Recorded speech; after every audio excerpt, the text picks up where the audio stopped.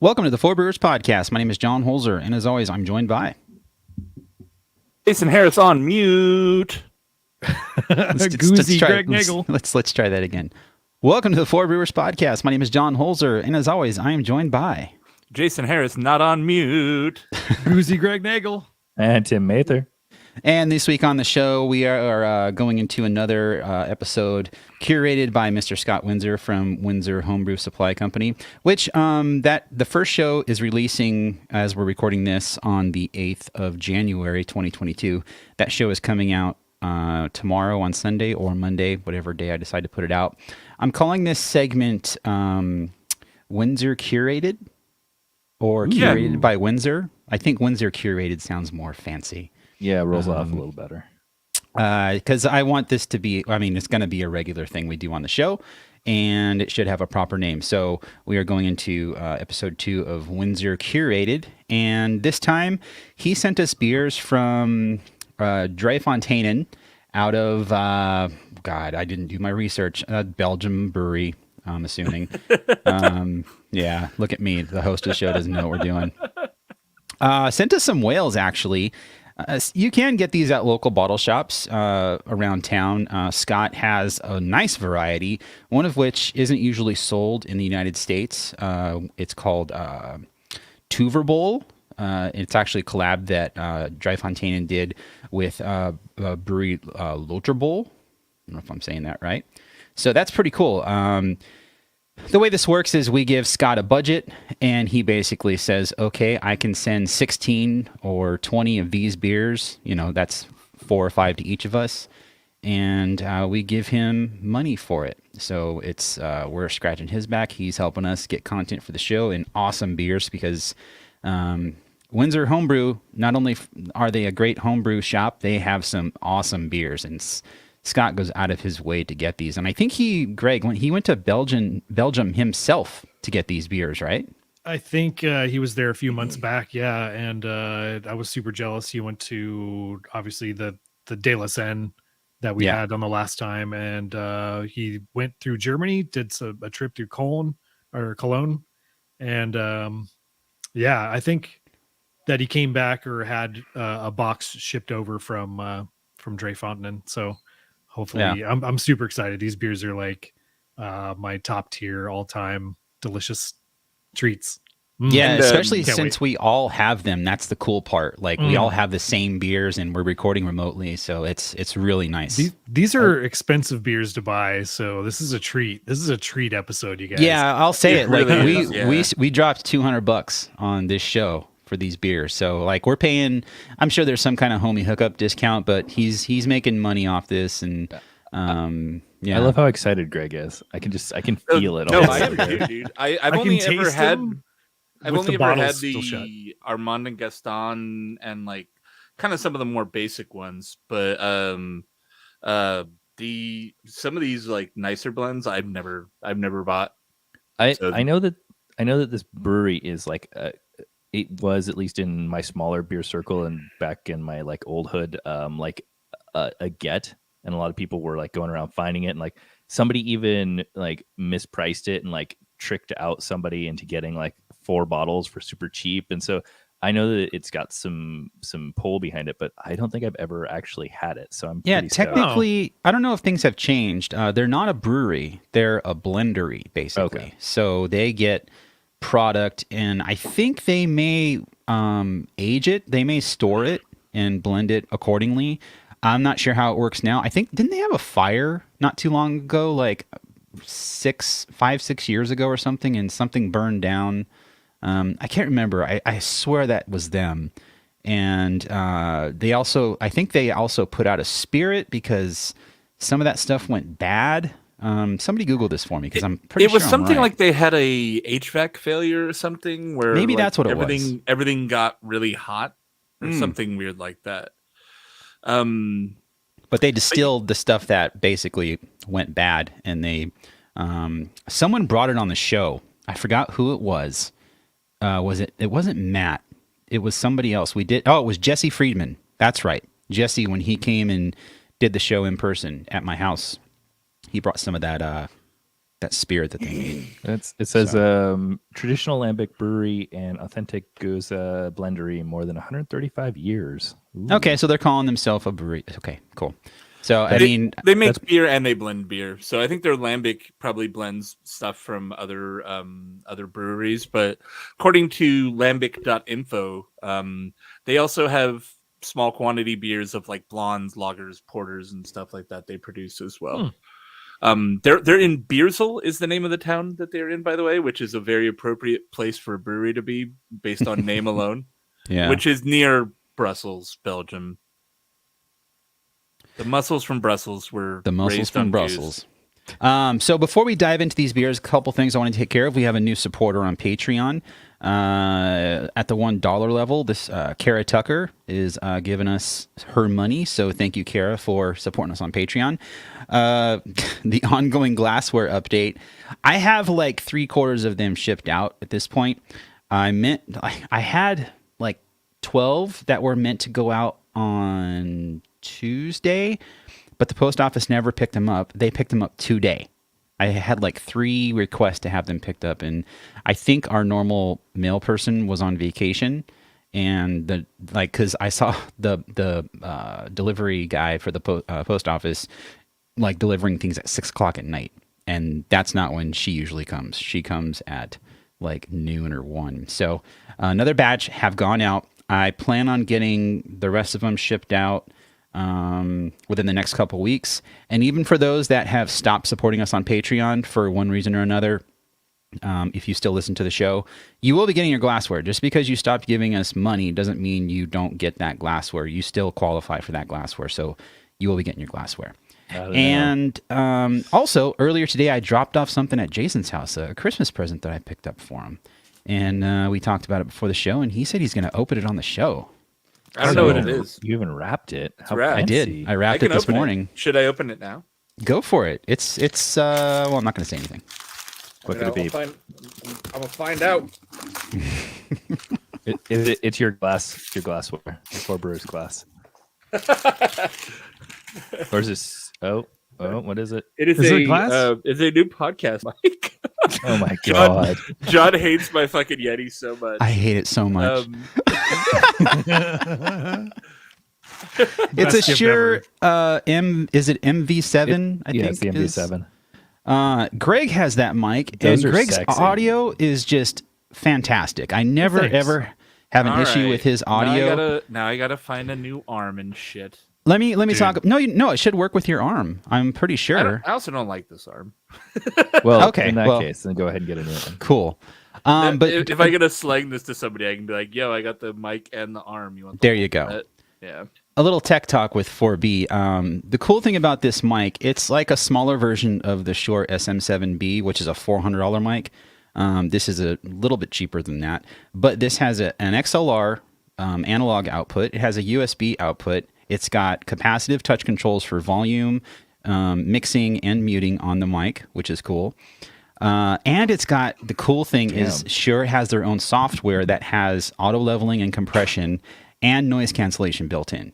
And Greg has been using that with his mic this entire time. While the noise cancellation isn't perfect, because I still have to, if it's hot and he's got a fan on, it's not going to eliminate everything. It's pretty good. It works pretty well, and I can work with it. Where the Yeti, this is always an issue with the Yeti.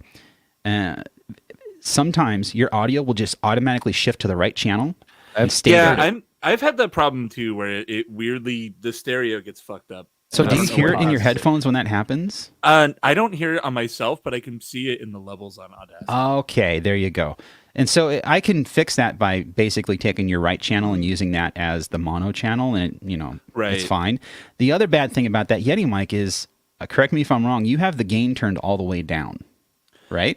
Pretty close to it, I'm pretty sure. It's back And here. Jason has a loud voice. He just has he has a very boomy, loud voice, and that Thanks, mic man. is Means a lot. it's too sensitive for Jason. I don't know. It's like some backhanded like gift giving going on here. Jason, It's you're more too a loud gift and for your mic myself. sucks. It's the gift that keeps on giving. It's Homer getting Marge a bowling ball. A little bit. I was like, I feel bad. I didn't get John anything. I was like, oh, this No. This It's is fine. Homer getting Marge a bowling ball. No, I've had it for a while, and because I talked to you about getting a new mic, and you're like, I just bought this mic, which you bought that mic almost 2 years ago, if you think about it, because we've been doing this for 2 years. So, and I totally feel you on that. Like, you invested money in this mic, and you should use it. But at the same time, I'm like, how can I convince him to get this mic? Well, I can just buy it for him. So there you go. All right. The Shure is it SMB whatchamajigget? SM7B. Yeah, that one was when I had that previously with the Untapped podcast. That thing was nice. Yeah, it requires a lot of power though. Yeah, You yeah. need We a had pretty hefty preamp. Kyle, my co-host, had a whole like rack, so it was super powered. Yeah, the Nice. Shure SM7 or MV7, I think. God, I keep getting I have the the name wrong. MV7. Yeah, MV7. That they market it for podcasters. Like it's called the podcasting mic. it's really nice that it's USB powered too. I'm like, It is, yeah. I don't have Like- to screw around with a Zoom or something. But I will And say the cool- that I also have NVIDIA Broadcast that has noise removal as well. I could turn that up. I don't know if you need to, but No, it's fine. Yeah. I am sad because I'm missing like half your face behind your mic boom. It's intentional. Yeah, seriously. So yeah. Merry Boom, Christmas, boom, Jason. boom, boom. And don't feel bad about not getting me a gift because boom, boom, boom. I think I Go only back bought to like my 3 room. gifts for Yvonne. So Wow. All right. So I've been reading the story of Drie Foneinen, and it's actually really cool. So they were a blender, and by the 90s, apparently there were only 3 lambic producers in Belgium as a whole, which was Ghirardelli, Lindemans, and Boone. And so apparently they used to get wort from all of them. They no longer have any Ghirardelli in their product, but they do have there are at least some Lindemann and Boone's parts in their blends on their current beers, but they also brew their own lambic. They were the first new lambic brewery. They started brewing in 98, and they were the first new lambic brewery in 80 years. Oh So, wow. yeah. 80 years. Yeah. Yeah, Lindemans actually makes pretty good lambic style beer, or I guess they are technically lambic because they're from that region. Like their Creek and their Goose is actually pretty damn good. Yeah, they just a lot of really. people kind of hand wave it, but I think for what it is, because it's widely available, it's pretty good. I think it's because everyone associates them with the crazy back sweetened beers, Mhm. the fruit ones, right? The framboise and there's a raspberry one and whatever, and they are just sugar bombs. Just Yeah, the straight raspberry up. one I remember clearly. The like red wrapper. Yeah, that it was really good, but also I mean, like you said, just sugar, just tons of sugar. Yeah, and I think that's why they're widely available because they're more accessible to people that don't normally drink that style. And so In America- having it so back sweetened, it helps them like go, oh, this is really good. In For America, pastry no goose. one ever lost money putting more sugar in shit. They're Yeah, pastry exactly. gooses. So just- what do we want to start with here? We've got the Oud Goose. We've got the Creek, which is a cherry beer. We've got the Framboise, which is a raspberry beer. And then, obviously, I think we're saving the collab until the end because that's like 11%. Do we have Oud Goose? I don't have an Oud Goose. I have a Armand de Gaston. I have a Framboise. I have the This same is Jason. the Oud Goose. I have an Oud I have the C Creek. label. We don't all have Yeah. the same beers. We No. don't. No. Oh, I have the Cuvée Armand and Gaston. I have an. that's weird. I have a. Do you have a C or an O? I have an FKG and then the whatever the one that doesn't have a letter. The collab. So I have I the Framboise, the Goose, and the Creek. Yeah, I think 2 of us got the Goose and 2 of us got the Cuvée. They're honestly, those are probably closer than any of these other ones are going to be. Yeah, he didn't. yeah. He didn't mention it in the email. He just said 4 beers. So maybe he just grabbed 2 of the wrong beers off the shelf or something. Not a big deal, but Don't bite. let me the hand that let me feeds double you. check here. Sticking with Belgian again, since I was just over there. I have a relationship with Drie Foneinen. That's what you're getting. Goose, Creek, Framboise, and Tuverbowl. Tuverbowl's never been sold in the U.S., and I've included them in some mix packs, so I added it to your tasting. It's a fun beer, brewed for a spot outside of brewed for a spot outside of Antwerp. Anyhow, So me enjoy. and Greg basically came up and got the Armand de Gaston instead of a Goose. Sweet. We Well, got free you want to upgrades. start with that, the Armand de Gaston / Goose? Yeah, it seems to be they're right. close, but the Armand de Gaston I think is just kind of a more rare blend of it. And Okay. you guys, Ooh. I brought my my coupe glass. Oh, fucking fancy. He also gave us coasters. I don't know if you guys got Yeah, I got those. They're cool. Yeah, I got some of coasters, those. but Coasters got some and coasters. and a sticker. I didn't get a sticker. What the? I've got some classic glassware here. That's the The, last one. Yeah, New Brew Thursday 4th anniversary. that was the one in Riverside. Riverside, motherfucker. Whew. And now Mm-mm-mm. we silently struggle with corks. Mine flew out the fucking hit the ceiling, bounced down, hit me in the head. Knocked him out. He took a nap, and now he's back. Ooh, this is pretty. And we're back. So just to clarify here, Tim and I have the Guza, and Greg and Jason have the other one, correct? The Cuvée, Armand, and Gaston, yes. Okay. And so, since I'm on smells so lambic.info, what's different about this one? Armand and Gaston there's a story to this beer. Not finding it. Feel free to. I'm not joking. Take your time to like figure it out because I want to know the difference if you can. All right. Well, a little bit here on the Oud Goose. 6% blend of 1, 2, 3-year-old lambic, unfiltered, unpasteurized, aged for 6 months. Champagne-like Yeah, it's spritziness. Yum. Typically, what you get with a goose, Yeah. like Duck Duck Goose from or Duck Duck Goose from the Lost Abbey, it's the same thing. They can't call it lambic because it's brewed in San Diego, but yeah, the same kind of idea. Okay, so there's actually one fundamental difference. The Oud Goose originated at Drie Foneinen as well as Boone, Lindemans, and Jardin, depending on the era. The Cuvée Armand and Gaston is 100% lambic, brewed by Drie Foneinen in 23, 2014, 2015. Oh, sorry, that was the 16. So 3-year blend. Gaston. The Armand and Gaston is all brewed in-house. It's all their own lambic wort, where the that's cool. where the Oud Goose is. I'm using kind of happy other that lambic we got uses. like the 2 different That's cool. versions. Then, yeah, Yeah. It was a happy accident. Jason. You're not, I mean, Greg, you're a little coop. I mean, I love it. That lemony, that lemon salinity that you get from a proper lambic is just on the nose. Just that stinky, funky, salty lemon. Like it reminds me of Dr. Bill. It really does, because this is the shit he would break out like after a day of filming master pairings. We'd like film 6 or 8 in a day, and then he'd be like, "Okay, boys, go get something from the cellar," and we'd pull something like this out, and he's like, "All right, let's drink it." And I think of that man when I smell this beer. It smells so good. It's such a perfect goose. yeah. And I pull some like Cheerios salinity. You definitely get that lemon peel, like a Meyer lemon, Mhm. and then just funky wood. And then on the flavor, you get this like 9-volt battery sort of Oh my god, funkiness. yeah. My my cheeks and jowls just like Yeah, puckered it's in on really cool. themselves. It's a really fun beer.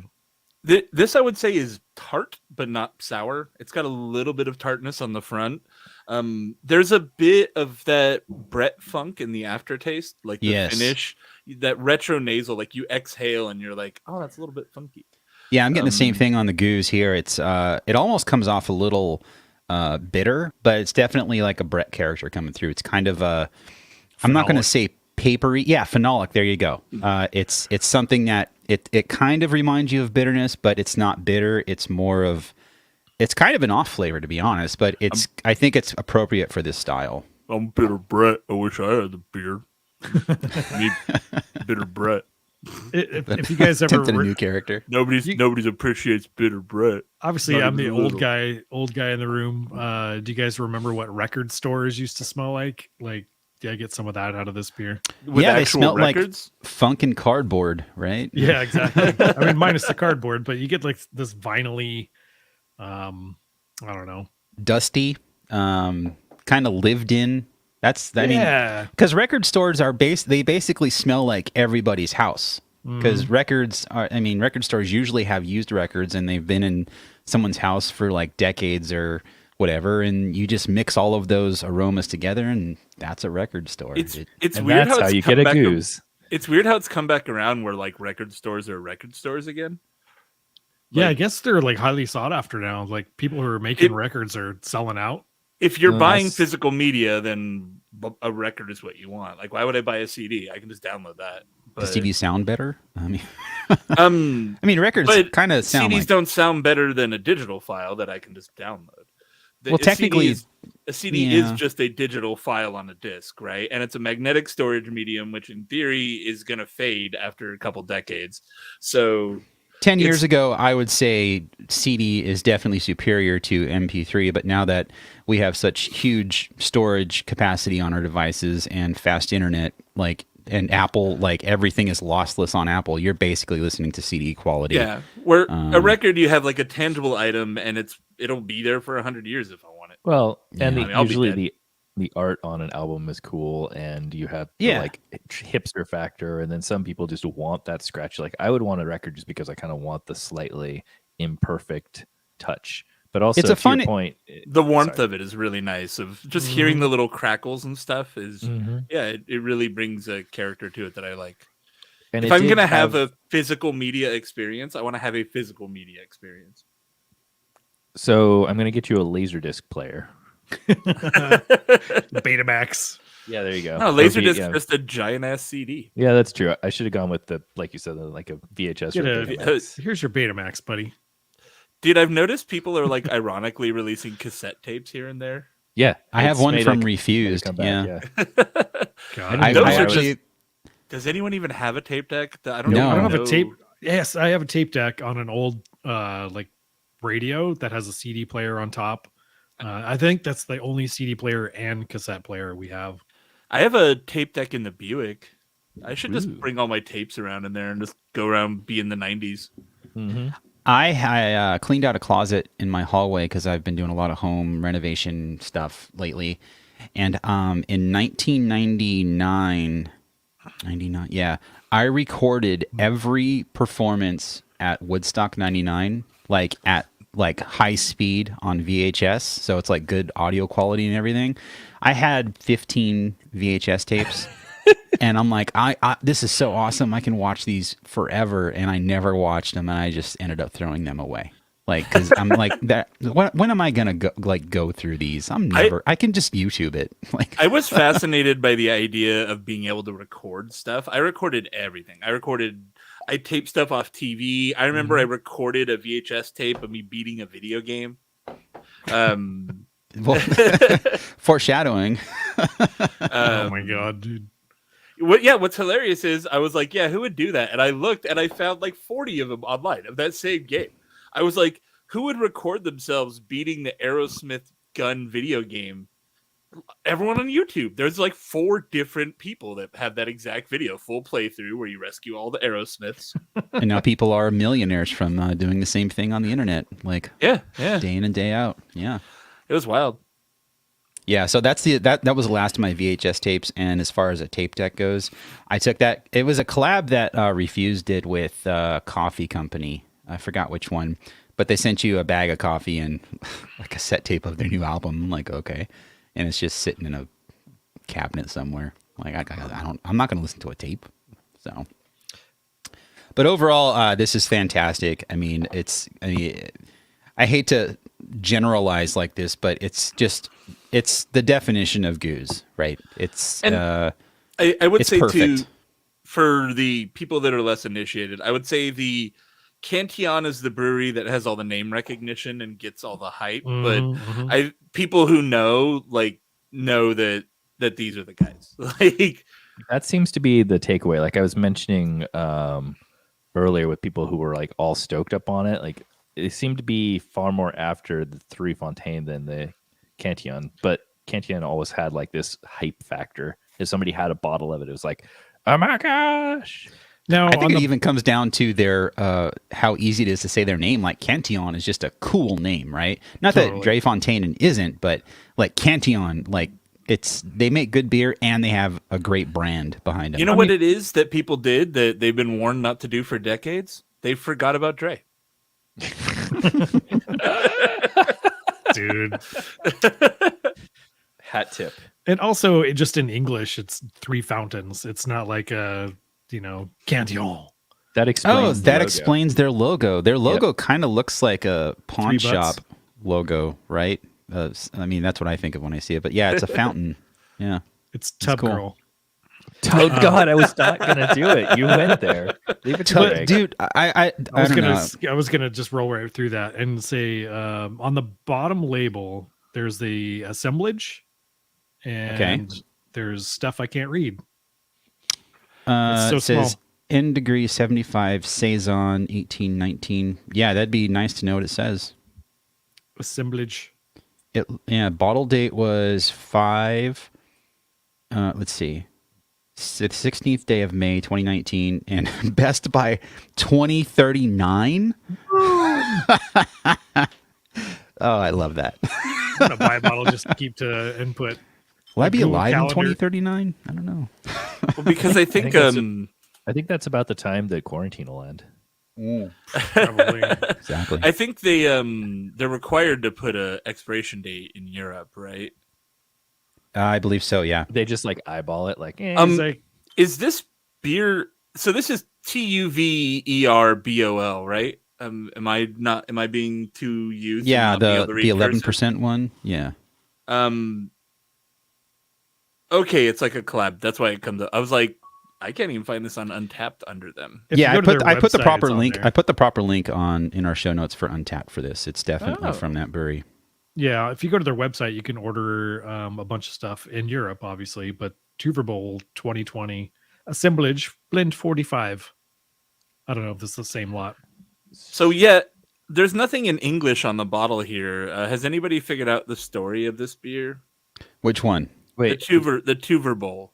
are we on? Are we opening that? I was trying to figure out what to open next, and I have no idea what this is, so I don't know where it goes. That's the But fancy one we're saving for the end. It's 11%, so I guess we should do it last. Yeah, Creek, that's why the I said French. we should do it last. We got the Frambois or the Creek.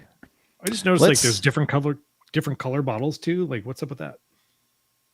I think the Tuver Bowl is brown and the Dre beers are green. No, The opposite. And then my Frambois is green. no, Framboise. the Creek. Okay, the Creek is brown. The Goose is green. All the creeks are brown. The Yeah, the- Frambois is green. I don't know. The Creek, the Creek is the only one that I have that's not green. So Weird. anyway, Yeah, that's same I here. digress. What are we doing next? I say we go for the Creek. Yep. Up Schitt's Creek. Hey-o. It's a good show, by the way. You guys should watch Schitt's Creek. I have. It's good. Watched part of it. I heard that it took a little bit of time to get into. It's a challenge. It took me 3 tries to get through the first season, and then You can like skip the first season. yeah, honestly, you probably could. I did, and I thought it was a great show. Like the first season is establishing that these are insufferable rich people for 12 episodes, where they're just being miserable the whole time. Okay, so up next, we're opening the Oud Creek from Drie Foneinen. A creek is a lambic that's made with cherries, and this one is specifically made with macerated sour cherries. It's 6% alcohol by volume. All of these are 6% except for the collab, which is 11. So that's nice. Dude, the lambic.info site has an obsessive amount of information about the different beers. Like basically they have every different version and the different so these different labels will have like camera doesn't want to focus, but yeah, it's not going to focus on it. But Let me try on my end. They'll have like the different batch dates and everything. And so on lambic.info, there's literally a breakdown of what is different for every single one of these. That's really cool. Like, I mean, if you're going to be called lambic.info, like you should have all of that super granular information. That is like super that. beer geeky, and I'm here for it. Yeah. So this is from 2019, the bottling, it looks like. Yes. December 4th, 2019. Yep. Assemblage number, which one? It says N degree 9. Assemblage Saison. 9. Yeah. Saison, season something. 19 of 20. Or maybe it's season 19/20, like the years. You know, Okay. the release years. I'm Gotcha. assuming that's what that might mean. So immediately, we mentioned Lindemans earlier. And when you smell a Lindemans Creek, like it's like huge cherry, almost like maraschino cherry on the nose. It's just like in your face. This isn't like that at all. This still has a lot of that salty kind of lambic quality or goose quality that I got from the goose, even though it's not a goose, but it's very much more tamed down on the cherry. For any listeners who aren't familiar with a creek or what it is a lambic with where they macerate cherries, including the pits, in young lambic, and then it's stored for 4 months to re-ferment in the bottle. Oh wow, that's good. So this is ridiculous. This is such a treat, man. This is like the color. At first, it looks very red, but when you put light on it, it's kind of like a rusty brownish. Yeah, like a cherry brown, almost like a cherry wood or something. Having a movable light is very handy, I gotta say.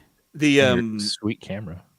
The nose, you'd expect it to be just overwhelmingly cherry, but it's not really. Yeah, it's more salinity, like barrel forward. Are you getting kind of like a light sugary sweetness off of the nose, or is it just... Yeah, it essentially takes the Gaston one or the goose, and it rips out the lemony character and replaces it with like the sour cherry, and it's really not overdone. It's sort of like it just blends in there perfectly, where it's like, oh wow, this is so many components. It still has that funky record store vibe, kind of like the song Cherry Bomb. Cherry Bomb.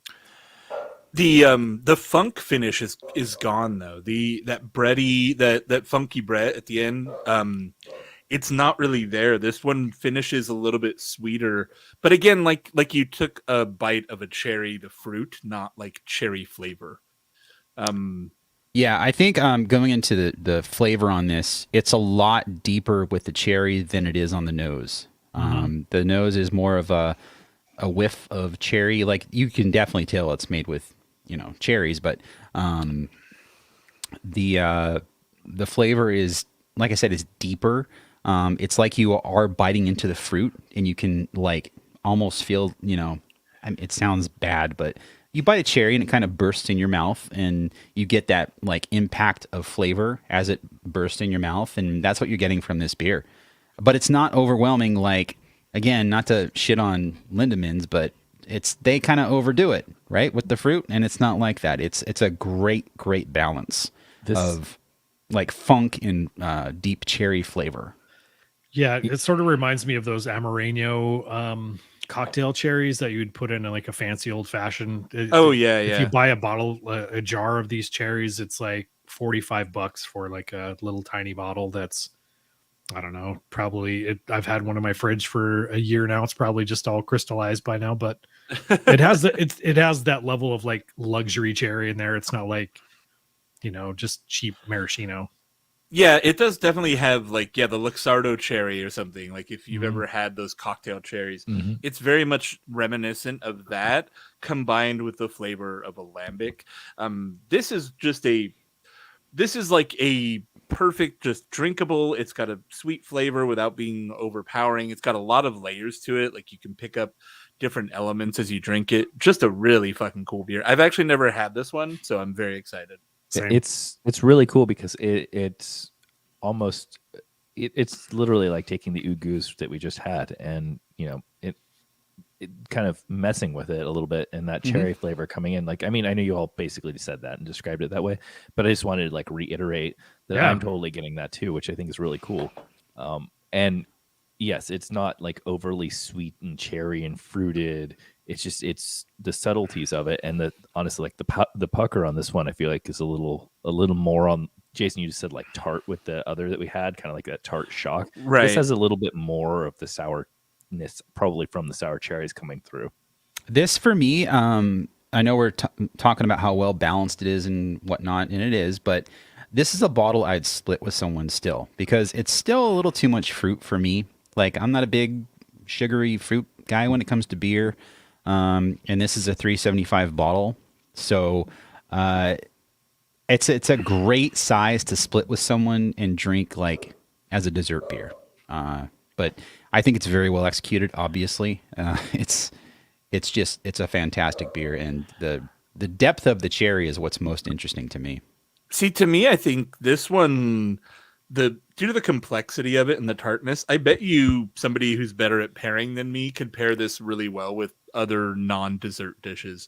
I would think it say work well with that. I didn't mean a dessert beer as in pair it with a dessert. I mean like like you drink like a pastry stout as It's a your end of the beer. night. It's your end of the night beer. Yeah. Yeah, something I like would that. say like a aged Gouda would go really well with this. Something like an aged cheese that says like rich with crystals in there. Oh man, this is I could like, see Dr. play Bill off that. pairing this with some kind of meat, something that's like really kind of rich and kind of what's the word I'm looking for? unctuous. I guess that's a word you would use. God, it starts with an M. Like when you're boiling wort. What's the word I'm looking for? Like it's in dark beers, brown ales. Oh, it's the Maillard. Yeah, something that's gone under that Maillard reaction. Like even though it sounds weird on paper, it might work well with this. Like something that's unctuous and like smoky might pair well with this fruity, funky. Smoky, yeah. Even like a smoked fish, like a smoked whitefish or smoked salmon. I think it would I've go got really some well. Gouda in the fridge and some crystally cheeses, so I'll have to try it afterwards. Yeah. Oh, and aged blue, Cape Blue. Just a fantastic beer. Awesome. That being said, I've been very excited. My hopes were very high for this show, and I've not been let down yet. yeah, Oh, man. that being said, I do like framboise, and that's what we're drinking next from Drie Foneinen. This is called Framboise. Same deal. It's their lambic, but it's made with macerated raspberries and 6.0% alcohol by volume. I Same do deal. like raspberries more than cherries, so I'm looking forward to this. I mean, I would think this would have a slightly more tart edge to it, just because raspberries tend to be man. more kind of tart and a little bitter. What does Man, that's anyone a know good what smelling cork. Pajottenland is? The what? No. Pajottenland? Pajottenland. It's a region in Belgium, I guess. This is made with Pajottenland raspberries. It's got peyote in it. Yeah, We're gonna got trip some balls. Belgian peyote. Got 310 grams of raspberries per liter. And I was trying to find more info. Lambic.info is kind of light on this one. This one has been around a lot longer though, since the 90s. Since at least 1990, apparently, they've been releasing this beer periodically. Ooh.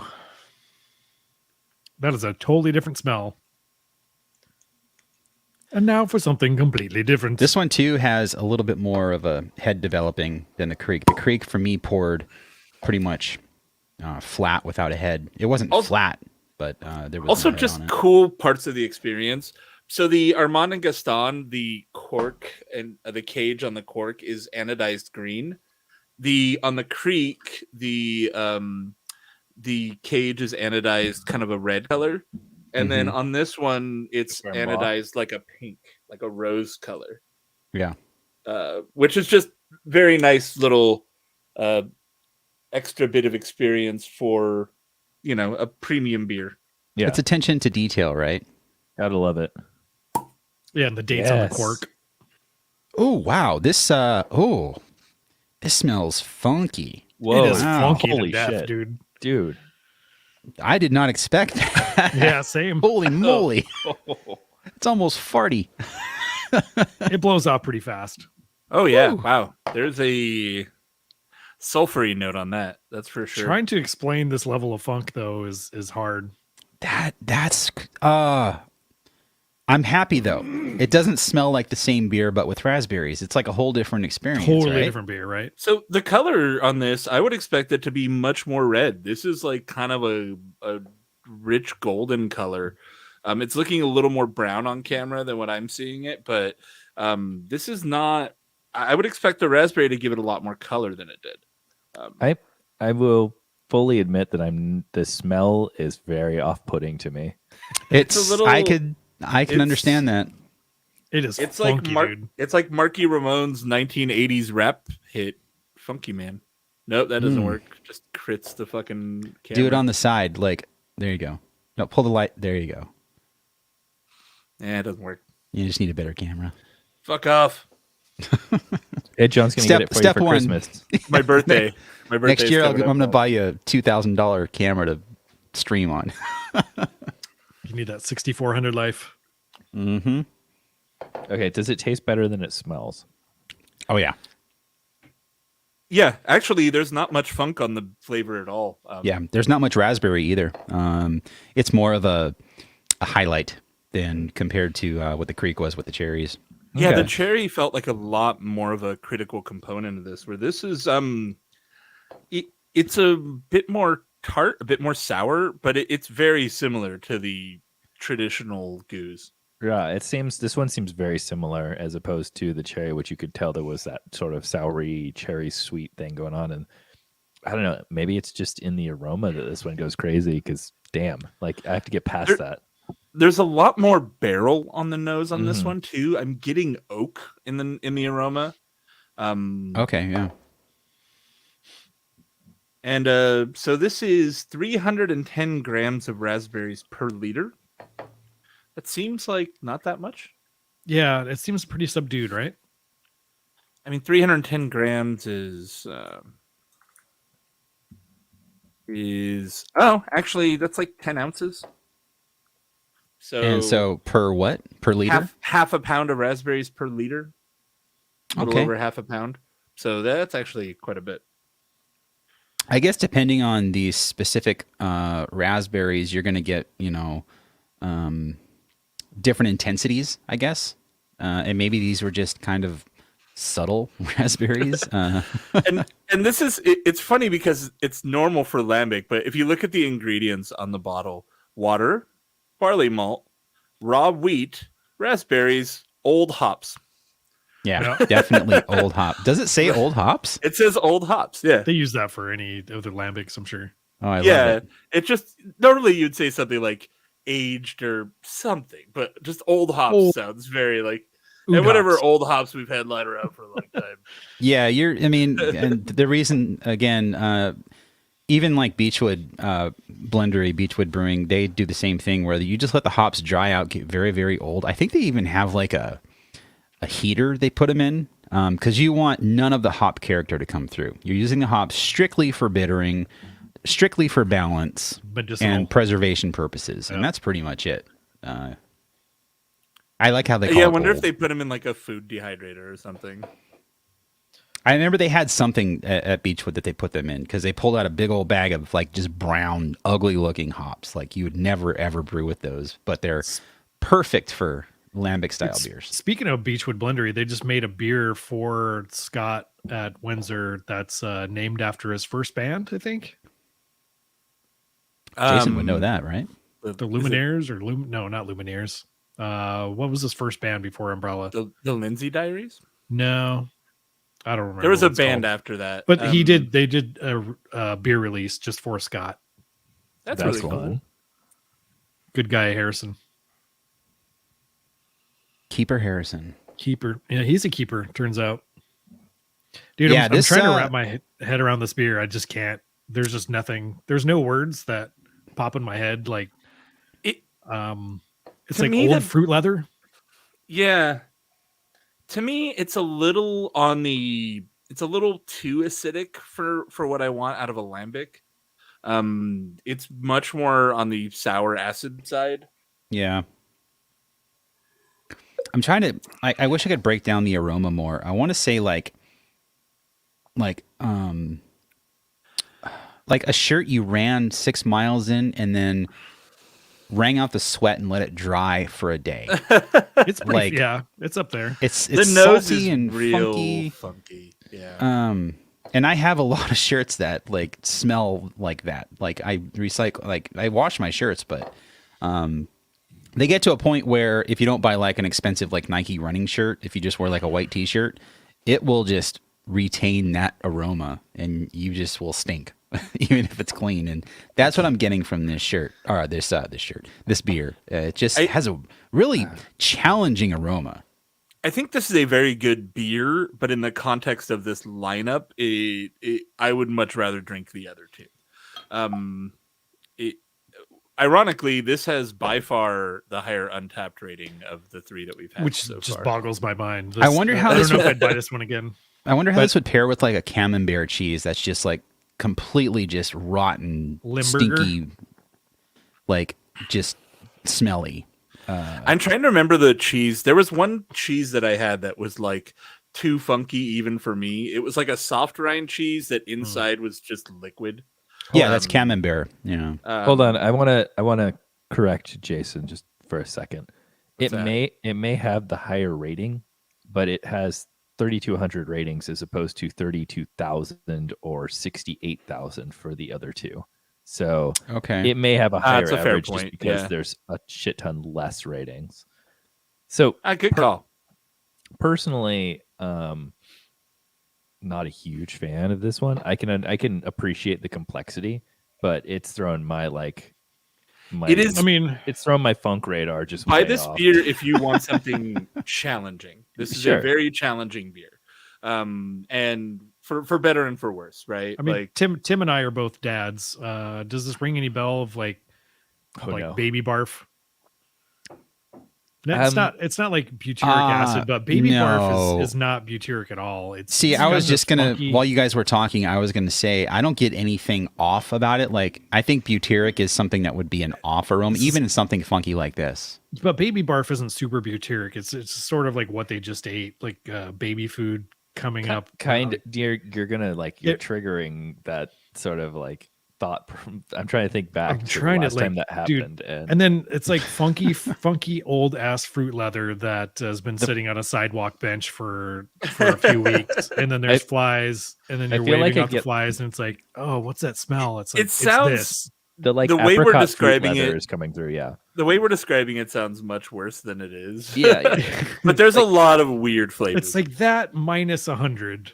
I wouldn't say a lot of weird flavors. It's a lot of weird aromas. The flavor is pretty straightforward. It's acidic. It's got a light raspberry edge. Not too salty for me on the aroma. Very, very dry. The flavor's definitely much more tame than the aroma on this beer. The aroma is the challenging part by far on this beer. Yeah, I think if you can get past the aroma, like you said, it just if you if you pinch your nose and drink it. Well, then, yeah.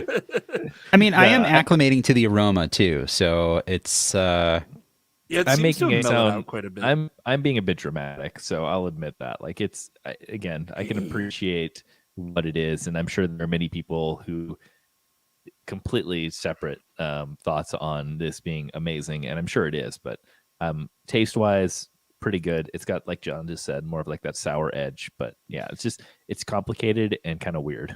I think Cantillon does a much better framboise.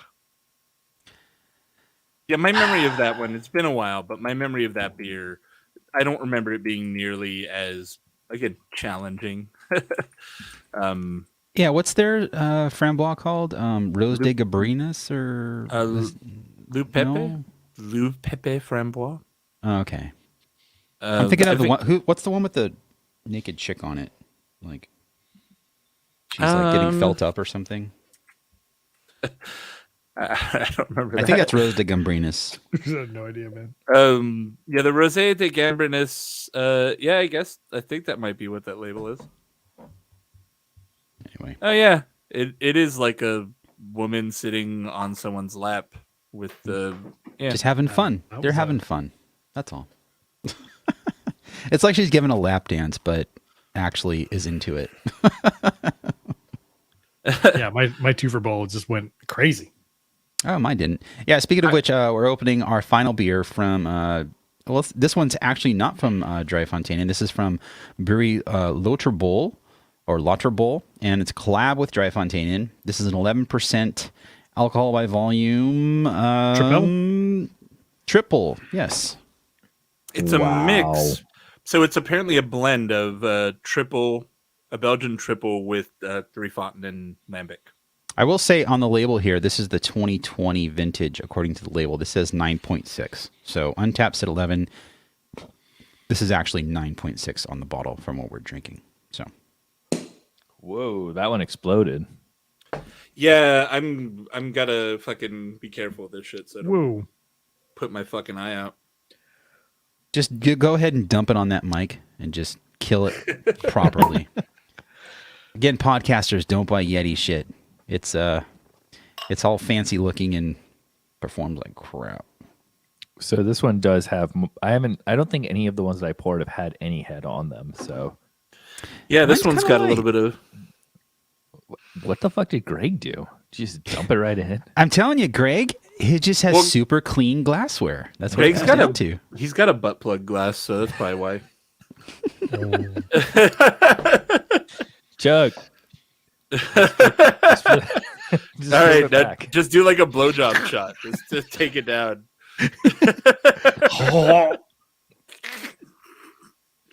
just like a duck. Just duck goose it.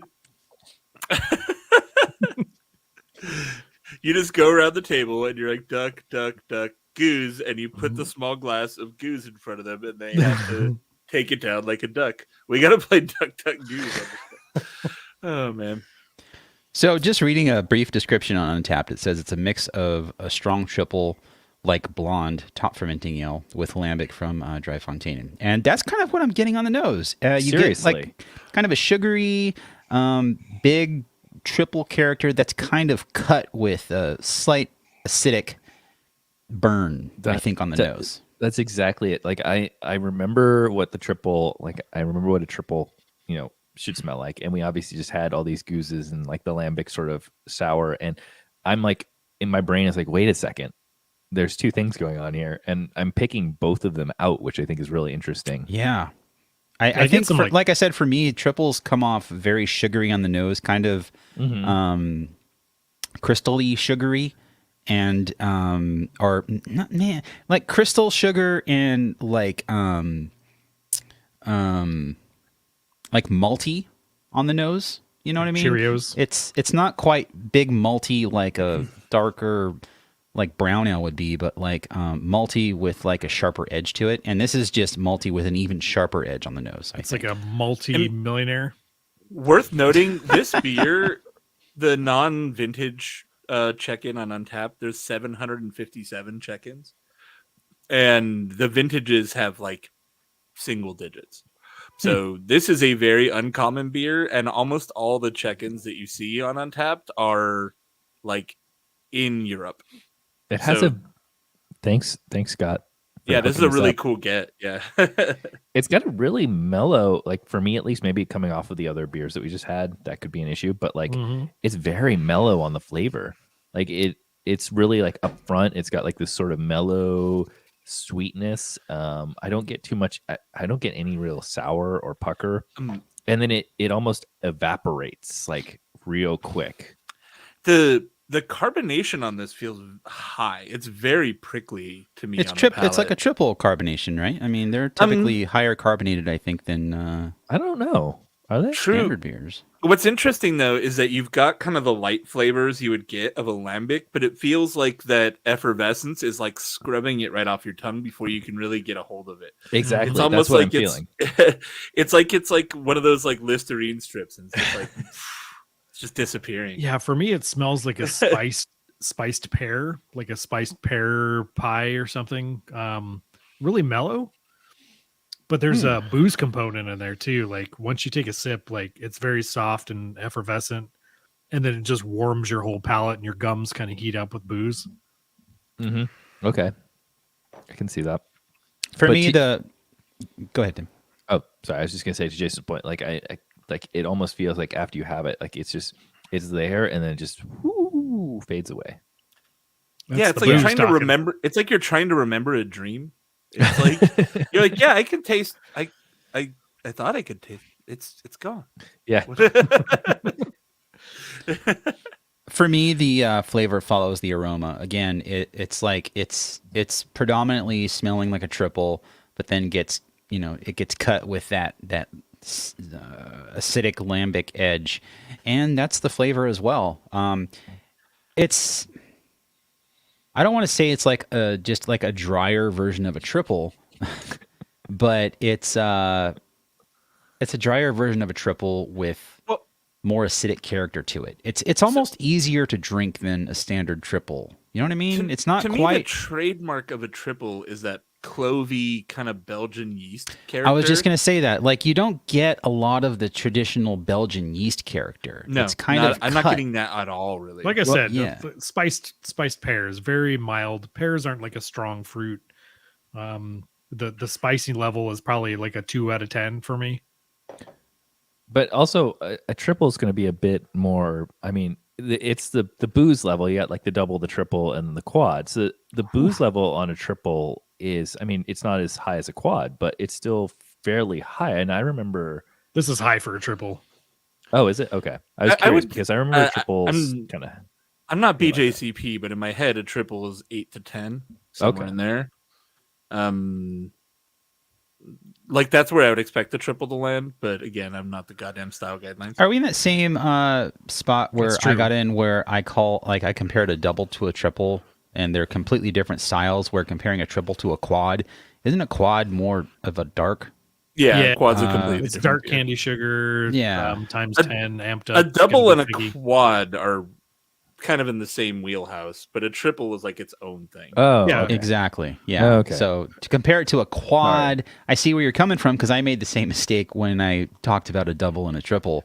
They're just different styles. Okay, maybe I threw it. Also, the higher alcohol plays a part in that name as well. And also with a triple, Belgians typically use a candy sugar, a light golden candy sugar, to amp up the ABV without bringing like a huge malt bomb in your face. It's just a higher fermentable, a clean fermentable sugar. So sugar. They're just pumping it with tons and tons of fermentable sugar. And sometimes like that sugar can come across to me as like an iodine. And I think my first couple of sips, I was getting like this sort of iodine-y, like a dirty quality, but it sort of faded away. There's a weird bitterness to it that I would associate with the candy sugar. A bitterness associated with candy sugar?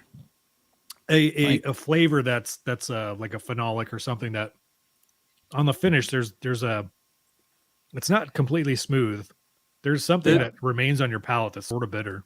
I think it's more coming. I think it's coming from more of the blending component than anything the triple is bringing to the plate. You know what I mean? I think you're getting a phenolic thing from the lambic or whatever was blended into this. I don't know. Yeah, saying candy sugar, I don't understand how you can get a bitterness from fermented candy sugar. I You know mean, what I mean? the iodine character can come across as sort of like a phenolic thing, but yeah, Okay. like Kyle from I the feel- chat is saying that sugar is actually in the ingredients list on the label, which is like Oh, really? you don't often see. I do get Sugar! that little lingering slight bitterness too that you're Mhm. mentioning. So it does like the flavors fade away, but you still get that little like heaviness on your tongue. The back of the palate is really for me. Like I just kind of, it's still like kind of tingling with this beer. Going back to what Tim said, it's not like completely dry. It's not like the blend takes all of the triple aspects away from it on the finish. Like you definitely get a lingering, typical triple sugary kind of finish. It's just cut. You know what I mean? It's like they. I wonder how much of the typically if you're going to add sugar, you're going to add enough to dry out the beer. I wonder how much of that sugar was cut away from the recipe to allow for the dryness of the blend to kind of take over. You know what I mean? Because that's what I'm getting from this. It's a triple that I'm gonna be very basic about it. It's like drinking a triple and then drinking a very subtle lambic at the same time. That's it. It's almost like they kind of like you kind of get a little bit of triple and then you get a little bit of lambic. Like it's like they blended it or something. No, it's right? but it feels like you kind of are getting them in different parts. It's not like you taste them together. It's like, oh, I've got some triple, and they're like, oh, but now there's some lambic. Like it's I can see that. It's like it it's comes like in they're waves, rolling, right? yeah. Like you're getting waves of different. It's a really interesting beer. Dude, I just put like some of this in my mouth and I put some of the other older beer in my mouth, and then I did like a hashtag mouth blend. And I wonder if that's how they do it in Belgium. They're just Probably. like, let me take this glass, I'm gonna take that one, and then mouth wash it up a little bit. That sounds accurate. Yeah. All right. Yeah. You're probably right. It's that barrel right there and that one. For Done. for €30, Let's go to lunch. server will come and baby burn it into your mouth for you. So overall, guys, what do you think about these beers? Like, I don't want to necessarily pick faves, but that's kind of what I'm asking. So I think for me, I'm just going to start off. I think the Goose obviously was top notch. Yeah, it's a must buy. If you've never the had these fucking beers, it's great. And this beer, I think, comes in second. This was it's a very interesting beer. There's a lot going on with it, and I'm glad I got to have it. Like it's I never would have thought of blending a triple with a lambic. Like that's just it sounds weird. For me, the number one has got to be that Creek. That was I'm just with a you. really cool beer. Really? Okay. Yeah, it really changed the character of the lambic into making it something really different, but still really drinkable and really interesting. The Armand Gaston cuvee is a great lambic. I've had it before and I like it. It is one of my favorites. But the Creek is definitely something different and something something a little bit more special. and it's more approachable too. I think you could break that out at like a Thanksgiving table and with your grandma and mom and dad, and they'd probably be like, "Oh, that's pretty good." True. Yeah. Where with the framboise, or what do they call it, framboise? That one is just it's more another booze than level fram. of complicated. Yeah. My mom would that's probably like be a- like, "Is something wrong with this?" Because The it doesn't smell Framboos is right. an expert level beer. It really is like if you are not a serious beer nerd, that beer is probably going to be a little too challenging. For Even you. if you've had like Lindemann's framboise and you see this going, "Oh, I've had framboise before." No, it's not. not I that. mean, we've all had several beers in our lifetimes. We do a beer show, and this beer is a lot. Yeah, the framboise was a lot. It's asking a So- lot of your palate. And, Yeah. your palate's like it's got to be up to the task. I would probably say out of I think everything that I can remember that we've done on this show, that was probably one of the funkiest aromas that I've had. How do you feel about? Because I think Tim, you're a fan of like really like gripping, sour, acidic beers. What would you say about these overall? I mean the Creek and the Ugus were both really good. I think just going for like the basics, the goose was probably my favorite of the bunch. I think that's the but- most acidic as well. Yeah, but I will say though that this and the collaboration, I'm not sure. Tuver Bowl? Yeah, the I don't know. Tuver Bowl. Excuse me. Yeah, the Tuver Bowl is interesting in the fact that I feel like I'm almost drinking two separate beers at the same time. It's subtle, But it works, but right? interesting, and yeah, I think it's really good. It's not. I don't think it's my favorite, but I just want to give it like just the credit of probably the thoughtfulness that had to go into that blend. Yeah, I agree. Yeah, dude, 13%. It's kind of the Super Bowl of beers. Two for Well, Bowl, this one's Super not Bowl. 13. It's Is it? No, it's 9.7. Is yeah. it? Oh, Nine where did we read point that? Untapped said it was 11, but it's actually 9.7 on the Oh, bottle. okay, that's where I So- saw that. I was like, holy shit, you guys. As a slight note too, we were talking about the cages being different colors. I'm not sure if anybody noticed, but the corks have the like release years. Oh yeah, there's the 1920, 18, 1819. Yeah. I thought that was kind of cool too. Let you know. So let's go to Belgium. Scott, thank you so much for these beers. I think overall another win from Scott. I'm pretty excited to see what he sends us next. I know he's on a Belgian or European beer kick right now, but even when he gets back to like U.S. beers and stuff, I'm interested to see what he sends us in the future. So stay tuned if you like these shows that we're doing from Windsor Homebrew. Let us know. And yeah, I'm looking forward to next time. I guess that's it. Yay. Seems like a good place to end the show. All right, you can stop recording.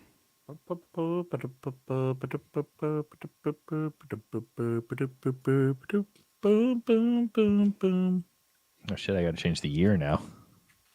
I had to do 21 before because I was overlapping.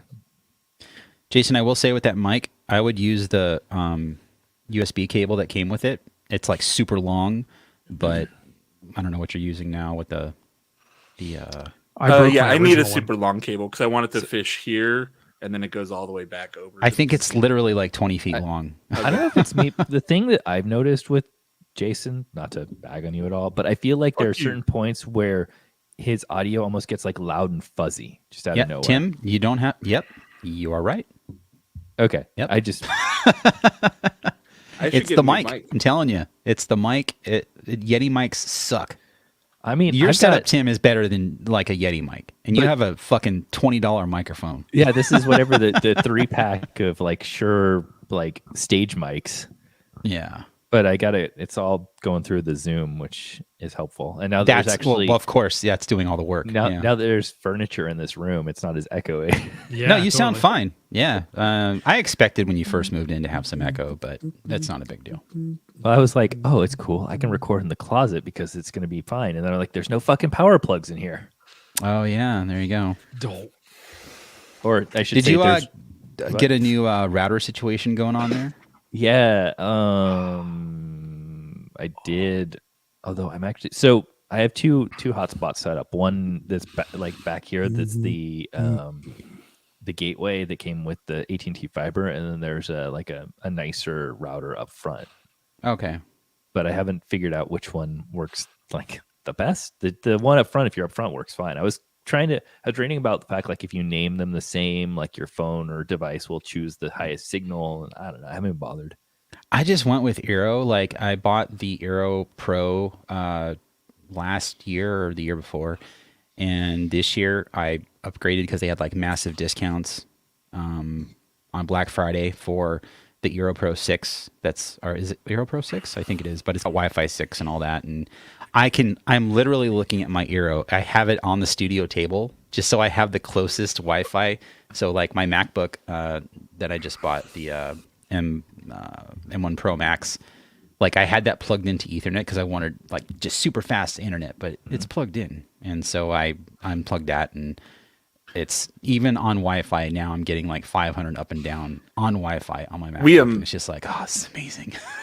my other Orbi receiver is right here, but this computer is hardwired. So Yeah, that was the thing. Like I guess I don't care enough to like I just want to make sure that it works enough so that everything streams properly.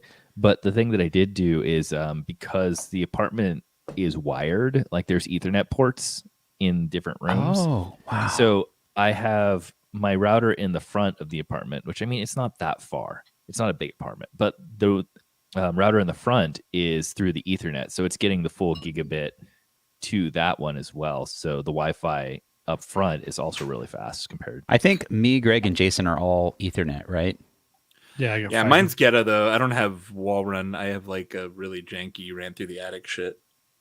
Yeah, mine's through the attic too. I have my fiber goes into the ONT in the garage, and then I have Ethernet from that going to the first Eero in Yvonne's office, and then I have Ethernet going through my ceiling into the studio to a switch.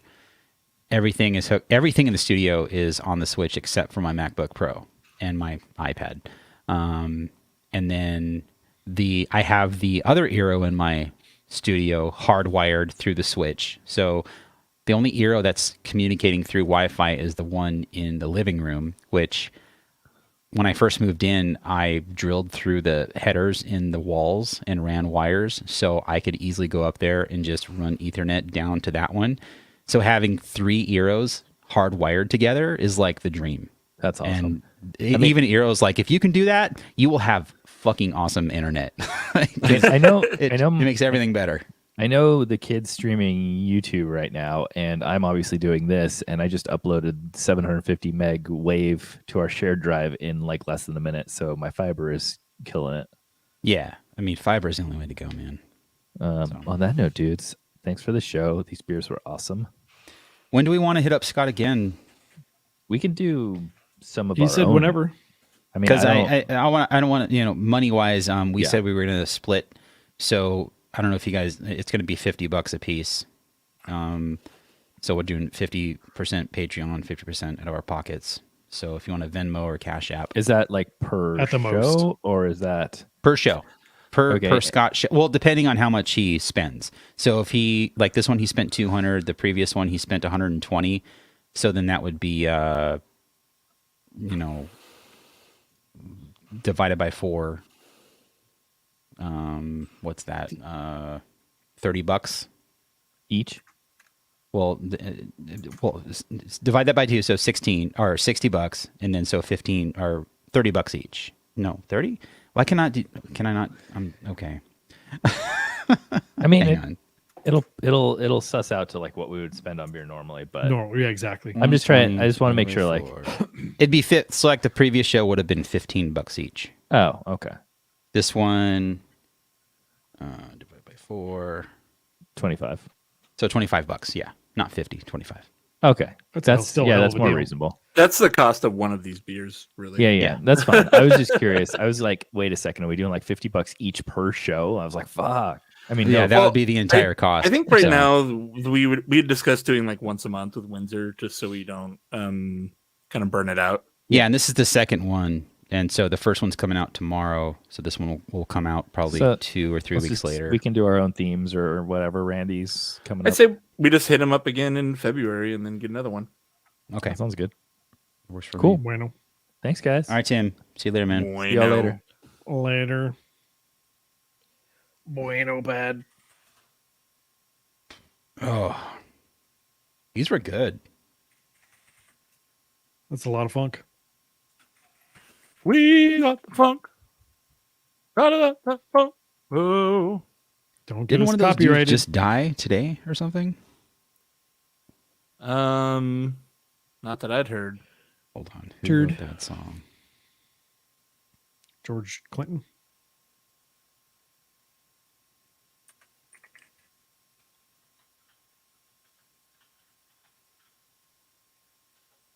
Yeah, George Clinton. George Okay. Clinton died. That's a shame. No, he didn't. It was a co-founder of funk. some funk group. It's not George Clinton.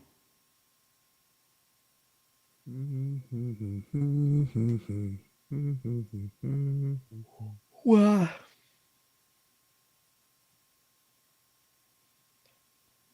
Um, 69. Calvin Simon of Parliament Funkadelic. Oh, okay. That's George Clinton adjacent. No, am I wrong? Yeah, Parliament George Clinton. I'm not a big funk like fan, but yep, he was 79. Dang. Not bad. Oh boy.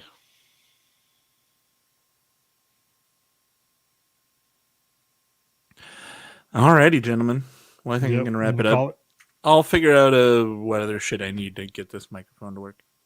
Yeah, talk to Greg because he's using Easy very peasy, minimal dude. settings on the app that you can download from Shure, and it works great. I never have issues with his audio. So, and if you're gonna get another arm, then that's fine. But I think it will work with that existing arm.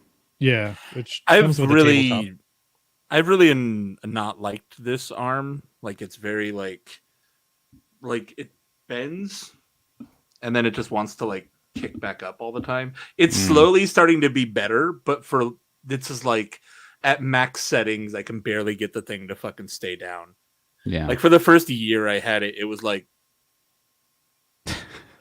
I'm just like, what the fuck? It's made to hold one thing. This. it was very healthy. It had an erection lasting more than 4 hours and should consult. Yeah, but looking at Greg's setup here,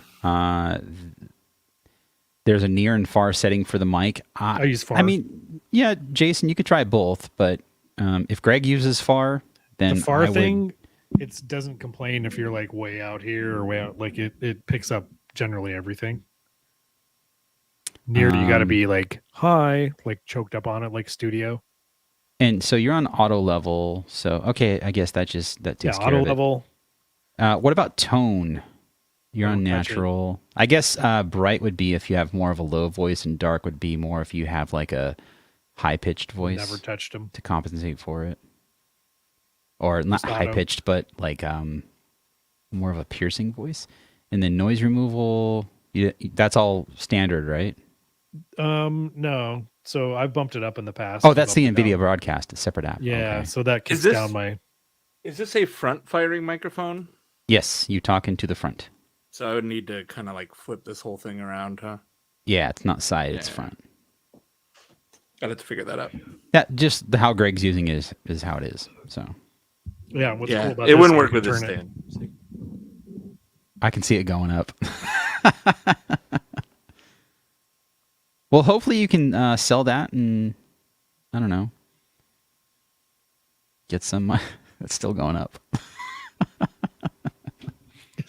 Wow. Put weights on it. And I've got the tension as high as it will go. Like I cannot stop it from going from doing that. I got tired of the twangy, the toing whenever I would move it and stuff. Like this is completely silent. The Rode, Yeah, the Rode. I like but that's that like this has the- $120, right, for the Rode? Yeah, but this thing's beefy, dude. Yeah. And Is the that the- mounting hardware that comes with it is Is like that the PSA Pro. 1? PSA 1 Plus. Oh, what's the plus do? Well, I don't know. It's probably longer. Yeah, you know those like wire racks, like for your garage and shit. I have one of those sitting next to me with all my routers Jason, and shit. You Let's might want to plug look into into Elgato mic stands because they make one that basically is parallel to. It's a low profile boom arm that is closer to the table. I don't know if you want that, and it kind of angles up to your mouth rather than going up and over like mine is. I would much prefer something that comes low and up because if I'm trying to go up and Look into the over, Elgato. this is, if it's coming from down below, it's gonna go right here into my fucking. Yeah, then look for the because like the Elgato stuff is Elgato's making some really good stuff. Yeah, they make I just bought their clamp like stand thing that's got like articulating arms and stuff, and it's, dude, I spent $150-$200 and all that stuff, but it sets up at a cinch and it's rock solid. So their boom arms, from what I've seen, are really, really nice. I'm like finding a bunch of really cheap stuff, and then I'm like, oh, it's compatible with. All right, so that's not on Amazon. It's I pretty think it's on standard. Amazon. Yeah. When I searched for it by name, all I found was like compatible with $20 accessory. So it comes with this, everything It's here. the Elgato Wave Mic Arm LP for low profile. Alright. This thing right here is pretty standard. You mean the bolt for mounting? Yeah, it comes with this. The mic comes with a stand. Well, I think the mic comes with 3/8 and a 1/4 inch, like the threaded adapter. Yeah. So you're fine with that. But as far as the arm goes, yeah, it's not on Amazon for Prime, but it's the Elgato Wave mic arm, low profile. Anyways, I'm gonna jam, boys. We'll see ya. All Have a right. good weekend. There, Greg. Peace. Dude, John, have you ever seen or have I ever talked to you about how there's this one like trance DJ I watch and his studio setup is like fucking amazing? Maybe. Um Nothing comes to mind though. like check this How out. is it amazing? It's just like his whole setup looks like fucking really cool. I'm like, we're not broadcasting, are we? Oh yeah, we are. Yeah, we still we can end it. All right, yeah, we're going to end the broadcast because I want to show you, and it's on YouTube, and I don't want us to get a fucking strike or exactly. whatever. So thanks for hanging out, and Kyle from the chat, thanks for your tier 1 sub, going on 25 months. Of course, you are the fucking goat, dude. And he's moving to Texas in March. So That sucks, man. yeah, You will be missed, Kyle. yeah. So to everyone that hung out, I think we're recording next weekend, so we'll see. No, I'm on call Saturday, maybe Sunday. So we'll see. See you then.